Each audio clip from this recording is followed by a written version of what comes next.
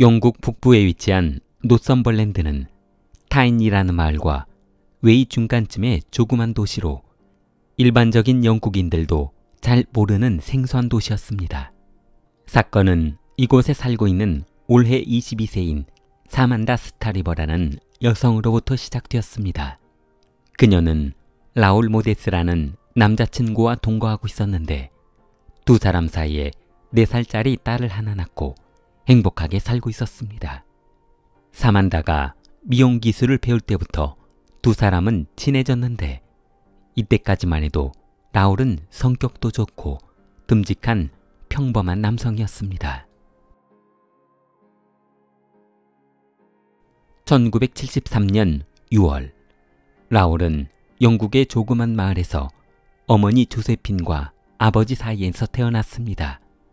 그러나 라울은 태어나면서부터 아버지가 누구인지 전혀 모르고 태어났고 홀어머니 혼자 키워야 하는 상황에서 그의 인생은 고난 그 자체였습니다. 양성애자였던 어머니는 아버지와 연애할 때부터 양성애자의 성격을 띠고 있어 남자가 쉽게 다가갈 수 없는 성격이었습니다. 라울에게는 형이 하나 있었는데 두 아들을 키울 형편이 못 되었던 어머니는 형 어거스트를 할머니 집으로 보내 두 아들을 따로 키울 수밖에 없었습니다. 그렇게 혼자 돈벌이를 해야 했던 어머니는 결국 라울도 할머니 집으로 보내게 되면서 두 아들은 모두 할머니 집에서 유년 시절을 보내야만 했습니다. 라울은 겉으로는 활발한 성격 같았지만 사실은 연약한 마음을 숨기기 위해 형식적으로 활발한 척 표현하고 다녔습니다. 라울이 20살이 되면서 무슨 이유에서인지 대부분의 시간을 웨이트 트레이닝을 하는 시간에 소비하게 되었고 자연스럽게 보디빌더들과 함께하는 시간이 많아졌습니다. 그의 형과는 거의 잊혀진 존재로 혼자 살아가는 삶을 살고 있었습니다.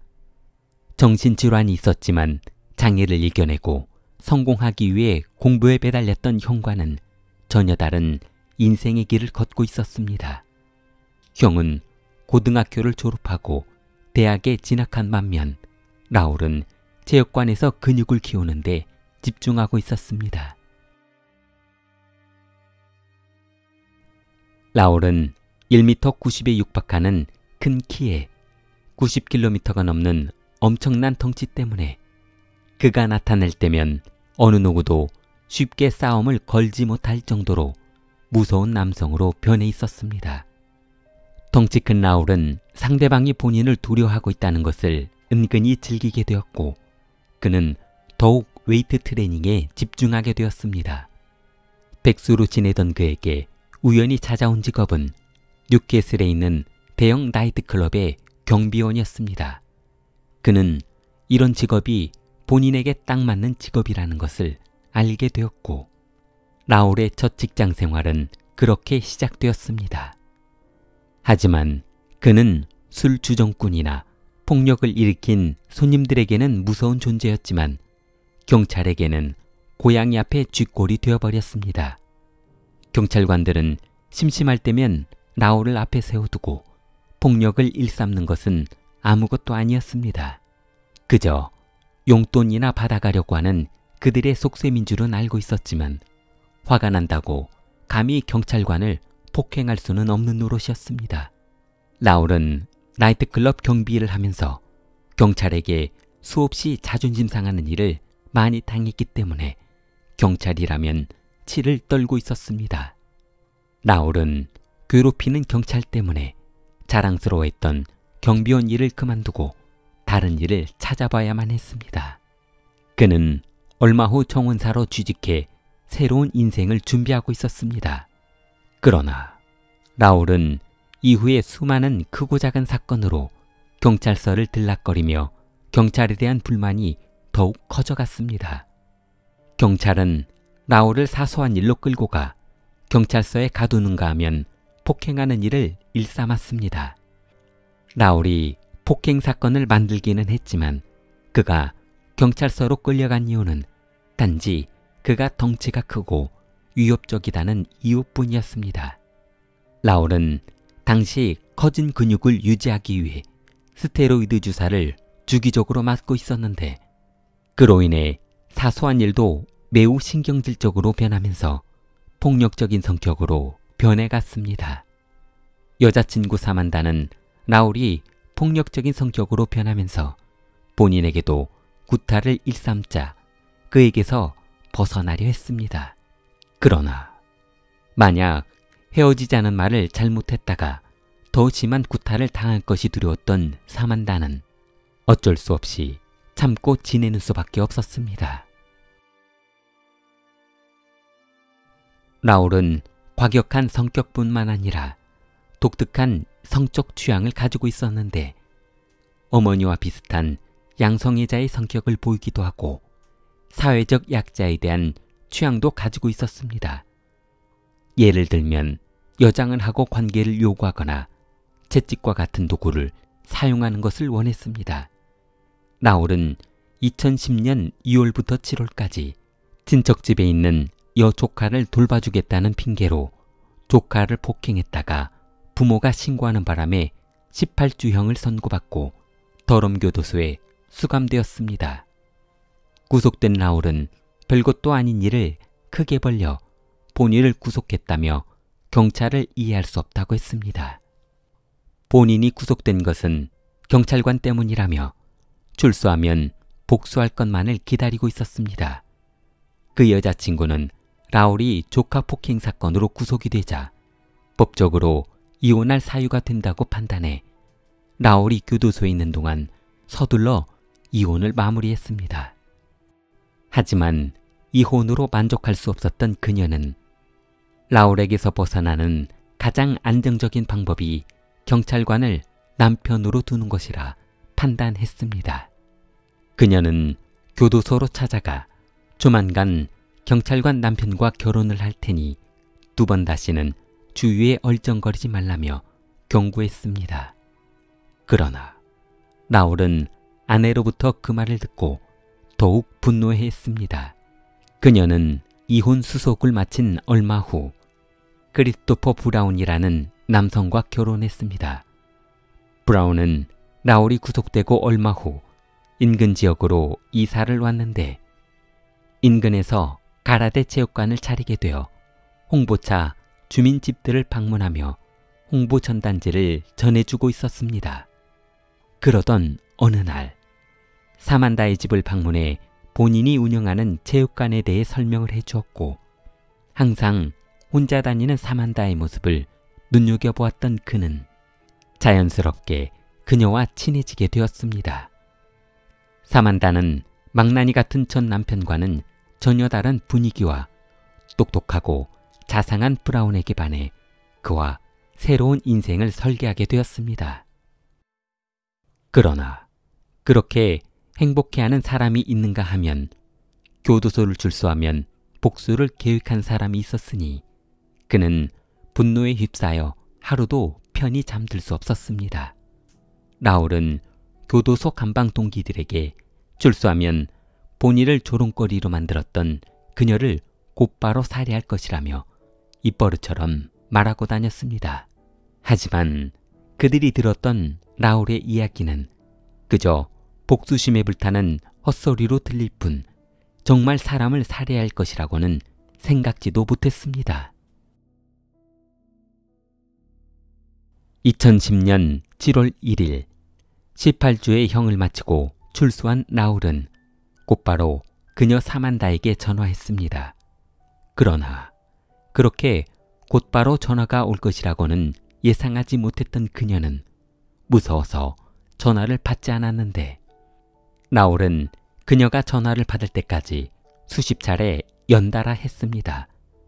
그녀가 전화를 받지 않자 복수하겠다는 음성 메시지를 남기며 복수할 날만을 기다렸는데 사만다가 음성 메시지마저 확인하지 않자 그녀가 보라며 본인 페이스북에 다음과 같은 글을 남겼습니다. 나는 조금 전 출소했지만 모든 것을 잃었다. 내 집, 가족, 직장, 나의 인생을 송두리째 빼앗겼다. 무엇보다 나와 6년 동안 함께했던 그녀가 떠났습니다. 문자를 올린 지 이틀 뒤 2010년 7월 3일 오전 2시 30분 라울은 사만다와 브라운이 살고 있는 집 베란다에 웅크리고 숨어 있었습니다. 브라운은 사만다가 전 남편 문제로 두려워하자 6개월 전 새로 집을 장만해 버틀리로 이사를 했는데 라울은 그들이 살고 있는 집을 추적해 찾아온 것이었습니다. 라울은 브라운의 집 베란다 아래 1시간 동안 웅크리고 숨어 있었습니다. 한여름이었던 터라 그들은 거실 창문을 열어놓고 대화를 이어가고 있었는데 때마침 사만다가 전 남편 라울을 조롱하는 말을 하자 그의 새 남편 브라운이 맞장구를 쳐주며 본인의 흉을 보는 소리를 듣게 되었습니다. 그러자 더 이상 듣고 있을 수 없었던 라울은 손에 들고 있던 산탄총을 들고 일어서 현관문을 두드렸습니다. 이사한 곳으로 전 남편이 찾아올 것이라고는 생각지도 못했던 그녀는 현관문 앞에서 마주한 라울을 보고 너무 놀랐습니다. 라울은 현관문 앞에 있던 사만다를 향해 산탄총을 발사했습니다. 그리고 곧바로 브라운을 향해 산탄총 2발을 발사했습니다. 집안에 쓰러진 사만다와 브라운을 바라보던 라울은 또다시 산탄총을 장전해 브라운의 정면을 향해 다시 한번 격발했습니다.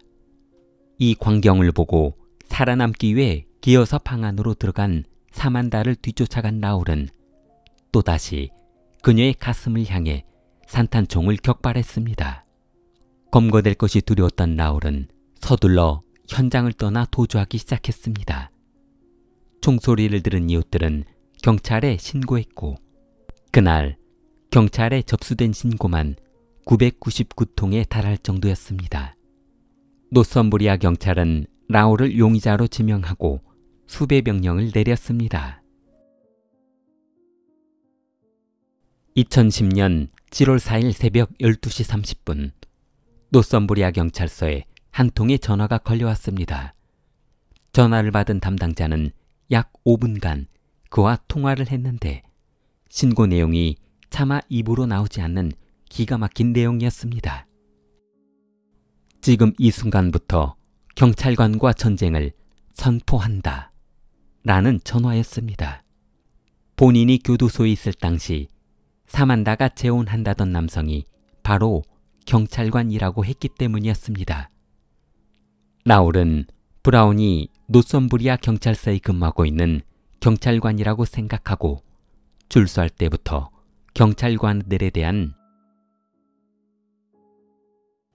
이제부터 사냥을 시작해볼까 합니다. 사실 사냥이 시작된다면 나는 살아 돌아오지 못하겠지요. 만약 누군가 나를 말리려 다가온다면 그는 내 손으로 죽일 것입니다. 경찰서 담당자와 통화를 마친 라울은 뉴캐슬의 A1 로타리 한쪽에 순찰차를 세워두고 업무를 보고 있던 데이비드에게 몰래 다가갔습니다. 그리고 전혀 무방비 상태인 경찰관의 얼굴을 향해 2발의 총을 쏘고 도주했습니다. 첫 번째 경찰관이 살해되자 신고 전화를 받은 담당자는 신고자의 전화가 단순 장난 전화가 아니라는 것을 알고 상부에 보고했습니다. 그러자 뉴캐슬 전 지역에 라울의 검거 명령이 내려졌고 가능하면 자수할 수 있도록 그를 설득하라고 명령했습니다. 2010년 7월 5일 오전 10시 50분 노썸블랜드의 한 생선 가게에 총을 든 남성이 들어와 상점 주인에게 총구를 겨누며 카운터에 있는 모든 현금을 꺼내달라며 협박했다는 신고가 접수되었습니다. 그는 총을 상점 주인의 한쪽 팔을 겨누고 있었으며 조금이라도 의심이 가는 행동을 한다면 총을 쏘겠다며 협박했다는 것이었습니다. 경찰이 생선 가게에 도착해 라울의 사진을 보여주며 혹시 이 사람이 아니냐고 묻자 상점 주인은 사진 속의 남성이 맞다며 증언해 주었습니다. 그 남성은 검은색 렉서스 승용차를 타고 도주했다며 손가락으로 그가 도주한 방향을 알려주었습니다. 2010년 7월 6일 경찰은 사건이 무고한 민간인들에게 번지고 있다고 판단하고 마을 전체를 봉쇄하기로 했습니다.